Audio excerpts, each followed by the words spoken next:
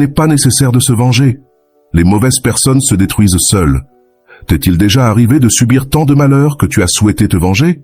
Ou bien, ressens-tu, en ce moment, une douleur profonde dans ton âme qui te pousse à vouloir rendre la monnaie de leurs pièces à ceux qui t'ont fait du mal? Si c'est ton cas, j'aimerais te partager ce message. Bonjour, bienvenue sur Vision Stoïcienne. Aujourd'hui, nous allons parler de pourquoi il ne faut jamais se venger. Le destin, le karma ou bien Dieu se chargeront de faire payer les mauvaises personnes pour le mal qu'elles ont fait. Mais avant de commencer, je vous serai extrêmement reconnaissant si vous appuyez sur le pouce levé, car cela m'aide à faire connaître cette philosophie à plus de personnes. Si vous ne voulez manquer aucune vidéo, abonnez-vous et activez la cloche. Souviens-toi, il n'est pas nécessaire de se venger.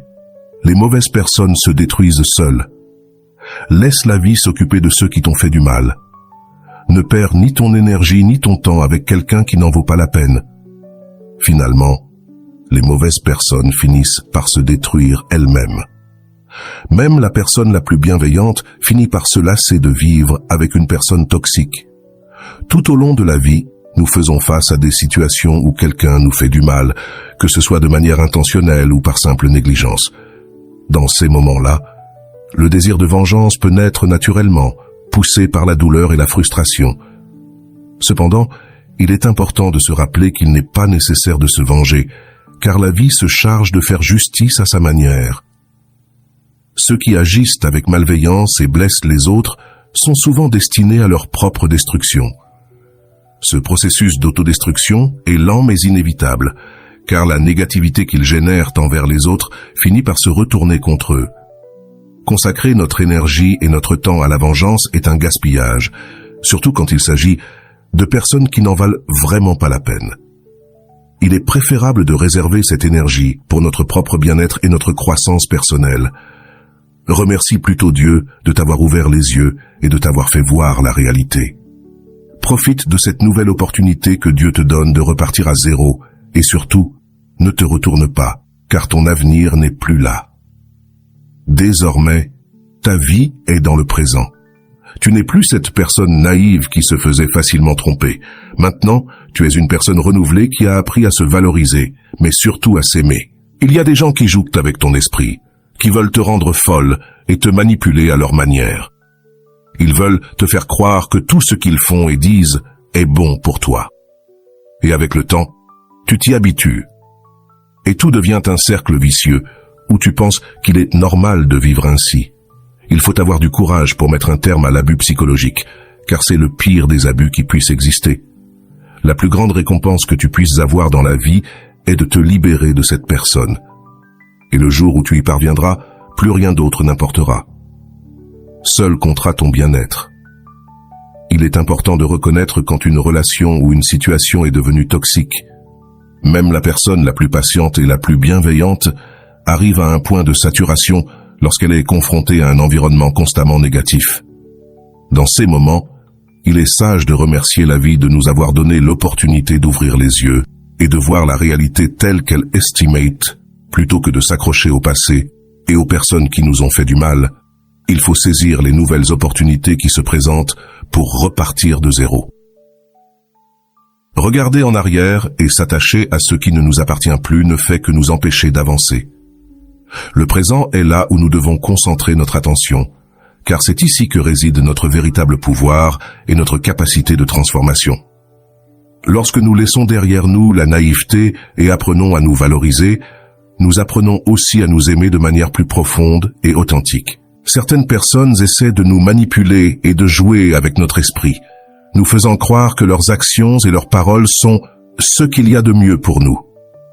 Avec le temps, nous pouvons en venir à accepter ce comportement comme normal, entrant ainsi dans un cycle vicieux où la manipulation et l'abus psychologique deviennent partie intégrante de notre vie quotidienne.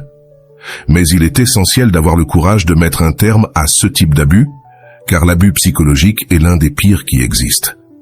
Se libérer d'une personne qui nous fait du mal est l'une des plus grandes récompenses que nous pouvons obtenir dans la vie. Lorsque nous réussissons à nous éloigner de cette influence négative, tout le reste perd de son importance. Seul notre bien-être, notre sécurité et notre paix mentale comptent.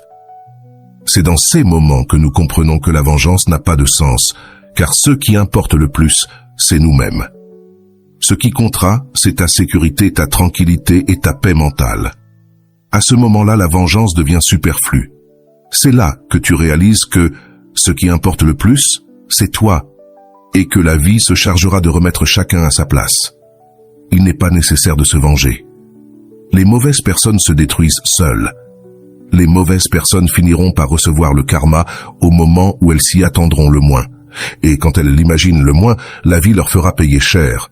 Ce n'est qu'une question de temps. Dans la vie, il y a des moments où notre sécurité, notre tranquillité et notre paix mentale doivent devenir nos principales priorités. C'est dans ces instants que nous nous rendons compte que la vengeance perd son sens et que ce qui compte le plus, c'est notre propre bien-être. Il n'est pas nécessaire de gaspiller notre énergie à chercher la rétribution, car au final, ce qui importe vraiment, c'est que nous soyons bien avec nous-mêmes. La vie, avec sa sagesse inébranlable, se charge de mettre chaque personne à sa juste place. Ceux qui ont agi avec malveillance finiront tôt ou tard par affronter les conséquences de leurs actes. Le karma, cette force inévitable, arrivera au moment où ils s'y attendront le moins, faisant payer cher le mal qu'ils ont causé. Ce n'est qu'une question de temps pour que la justice se manifeste dans leur vie. Plutôt que de nous concentrer sur la vengeance, nous devons orienter notre attention vers ce qui nous importe vraiment, notre sécurité émotionnelle, notre tranquillité et notre paix intérieure. Ce sont les piliers qui nous permettront de vivre une vie pleine et satisfaisante, loin de la négativité et de la rancœur.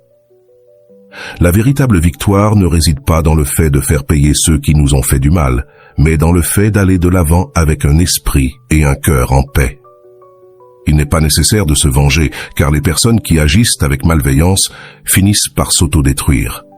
Au final, c'est la vie elle-même qui se charge d'équilibrer la balance en s'assurant que chacun reçoive ce qu'il mérite. Pendant ce temps, nous devons nous concentrer sur notre propre bien-être, en ayant confiance que la justice arrivera en temps voulu. Tout au long de la vie, il est inévitable de rencontrer des personnes qui, d'une manière ou d'une autre, agissent avec malveillance, que ce soit par la manipulation, la tromperie ou même le dommage direct. Ces personnes semblent prendre plaisir à semer la douleur et la confusion autour d'elles. Dans ces moments, le désir de vengeance peut surgir naturellement, en réponse au mal que nous avons subi. Cependant, il est important de se rappeler que la vengeance apporte rarement la paix que nous recherchons, et au contraire, nous enchevêtrer dans un cycle de négativité et de rancœur. La véritable sagesse réside dans la compréhension qu'il n'est pas nécessaire de se venger, car les personnes qui agissent avec malveillance finissent par s'autodétruire.